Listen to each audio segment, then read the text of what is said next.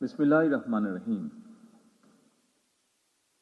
স্বাধীনতা পুরস্কার 2026 এই মহতী অনুষ্ঠানের সম্মানিত সভাপতি, স্বাধীনতা পদকপ্রাপ্ত গুণীজন, মন্ত্রী পরিষদের সম্মানিত সদস্যবৃন্দ, উপস্থিত সেনা, নৌ ও বিমান বাহিনী প্রধানগণ, সুশীল সমাজের সম্মানিত প্রতিনিধিগণ, উপস্থিত সুধীবৃন্দ এবং প্রিয় দেশবাসী, আসসালামু আলাইকুম। আজকের এই মহতী অনুষ্ঠানের শুরুতেই আমি বাংলাদেশের জন্মযুদ্ধে বীর শহীদদের অত্যন্ত শ্রদ্ধা ভরে স্মরণ করতে চাই, যাদের আত্মত্যাগে আমাদের স্বাধীন সার্বভৌম এই প্রিয় বাংলাদেশ, মুক্তিযুদ্ধে যারা আহত হয়েছেন, পঙ্গু হয়েছেন, সেই সকল আহত পঙ্গু মুক্তিযোদ্ধাদের প্রতি আমার গভীর শ্রদ্ধা এবং সম্মান। তাদের উদ্দেশ্যে বলতে চাই, আপনাদের এই সাহসী ভূমিকা এখনো বাংলাদেশের স্বাধীনতা প্রিয় মানুষের জন্য প্রেরণার উৎস। 1971 সালের স্বাধীনতা অর্জনের যুদ্ধ থেকে শুরু করে 2024 সালে দেশ এবং জনগণের স্বাধীনতা রক্ষার যুদ্ধ, এভাবে দেশের প্রতিটি ক্রান্তি লগ্নে যারা জীবন দিয়েছেন, আহত হয়েছেন, নির্যাতন নিপীড়নের শিকার হয়েছেন, তাদের প্রতি বিনম্র শ্রদ্ধা। বাংলাদেশের সবচেয়ে গৌরবময় পুরস্কার স্বাধীনতা পুরস্কার। এটি বাংলাদেশের সবচেয়ে গৌরবজনক রাষ্ট্রীয় সম্মান। স্বাধীন বাংলাদেশের বিভিন্ন ক্ষেত্রে যারা দেশ এবং জনগণের জন্য স্মরণীয় অবদান রেখেছেন কিংবা ইনশাআল্লাহ ভবিষ্যতে রাখবেন, তাদেরকে রাষ্ট্রীয় সম্মাননায় ভূষিত করতে বাংলাদেশের স্বাধীনতার ঘোষক শহীদ রাষ্ট্রপতি জিয়াউর রহমান 1977 সালে স্বাধীনতা পুরস্কার প্রবর্তন করেছিলেন।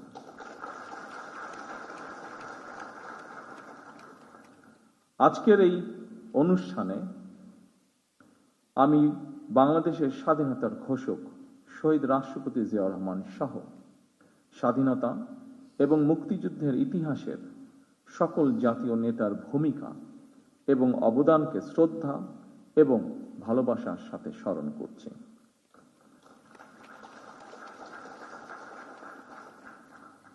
আমরা যদি হীন দলীয় স্বার্থে আমাদের ইতিহাসের জাতীয় নেতাদের ভূমিকাকে শ্রদ্ধার সঙ্গে স্মরণ করতে কার্পণ্য করি, তাহলে ভবিষ্যতের ইতিহাস আমাদেরকেও ক্ষমা করবে না। আমি বিশ্বাস করি, ঐতিহাসিক সত্য মেনে নিতে দ্বিধাচিত্তে থাকা হীনমন্যতার পরিচয়।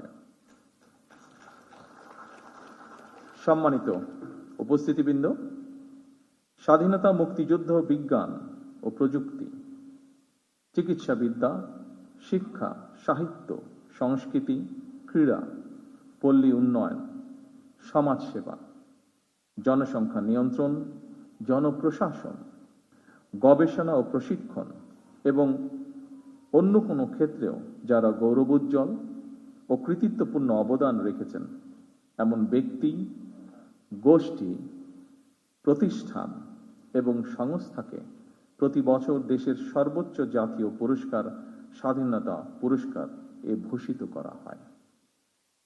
চলতি বছর স্ব ক্ষেত্রে কৃতিত্বপূর্ণ অবদানের জন্য সরকার 15 জন বিশিষ্ট নাগরিক এবং 5টি প্রতিষ্ঠানকে স্বাধীনতা পুরস্কারে ভূষিত করেছে।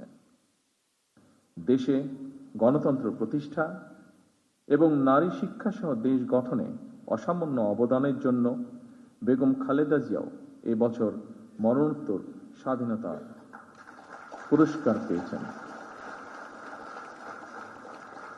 আরো কয়েকজন বিশিষ্ট নাগরিকের সাথে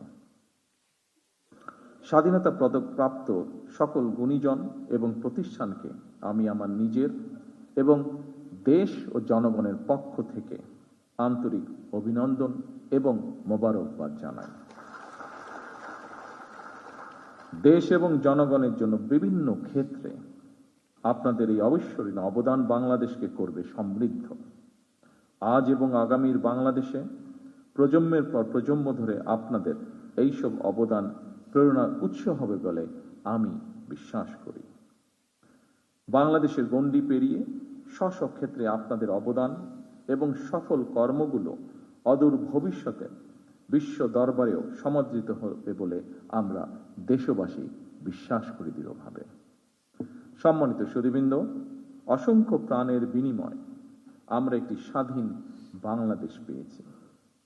সেই বাংলাদেশটি এখন 55 বছর পার করে ফেলেছে।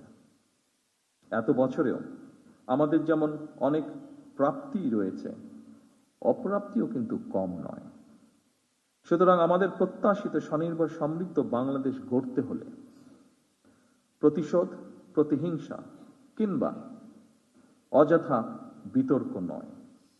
শহীদ রাষ্ট্রপতি জিয়াউর রহমান বলতেন, জাতীয় ঐক্য আমাদের শক্তি, বিভাজন আমাদের দুর্বলতা।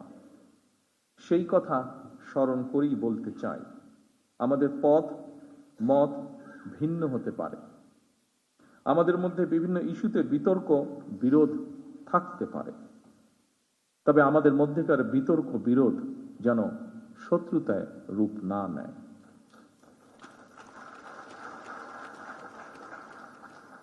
দেশের স্বার্থে অবশ্যই সে ব্যাপারে আমাদের সবাইকে অত্যন্ত সতর্ক থাকা জরুরি, কারণ বাংলাদেশের স্বার্থ বিরোধী চক্র এখনো সুযোগের অপেক্ষায় রয়েছে। সম্মানিত সুধীবৃন্দ, সম্মানিত সভাপতি, দুর্নীতি দুঃশাসনে পর্যুদস্ত একটি ভঙ্গুর অর্থনীতি, দুর্বল শাসন কাঠামো আর অবনতিশীল আইন শৃঙ্খলা পরিস্থিতির ভেতর দিয়ে নতুন সরকার যাত্রা শুরু করেছে। আইন শৃঙ্খলা পরিস্থিতির উন্নয়ন, দুর্নীতি নিয়ন্ত্রণের মাধ্যমে জনজীবনে শান্তি, নিরাপত্তা ফিরিয়ে আনাই হচ্ছে আমাদের সরকারের অন্যতম প্রধান অগ্রাধিকার।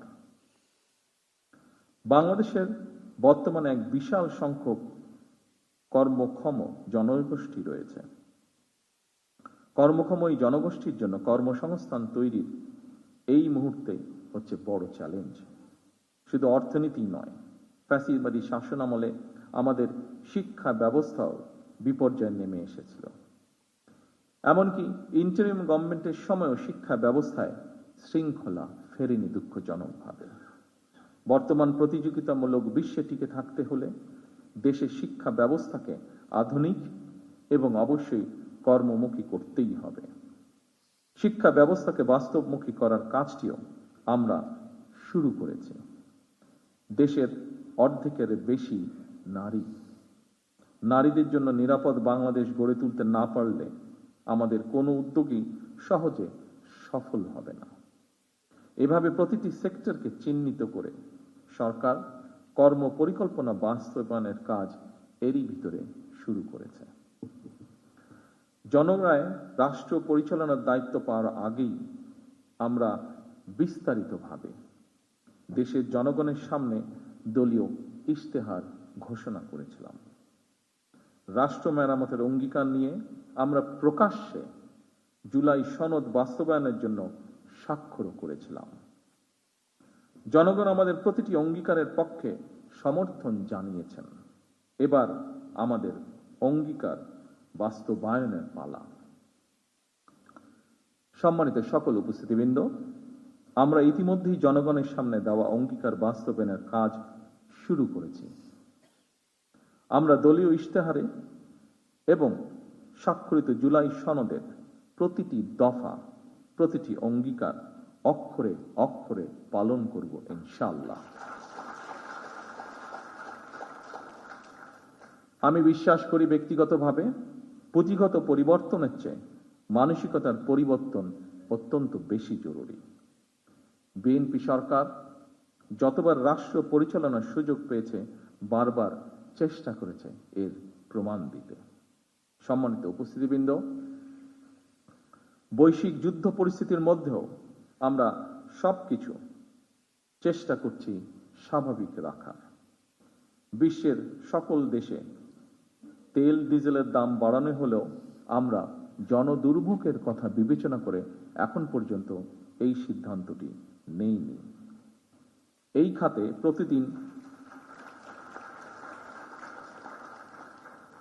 খাতে প্রতিদিন শত শত কোটি টাকা ভর্তুকি দিয়ে হলেও সরকার চেষ্টা করছে আন্তরিকভাবে পরিস্থিতি স্বাভাবিক রাখা।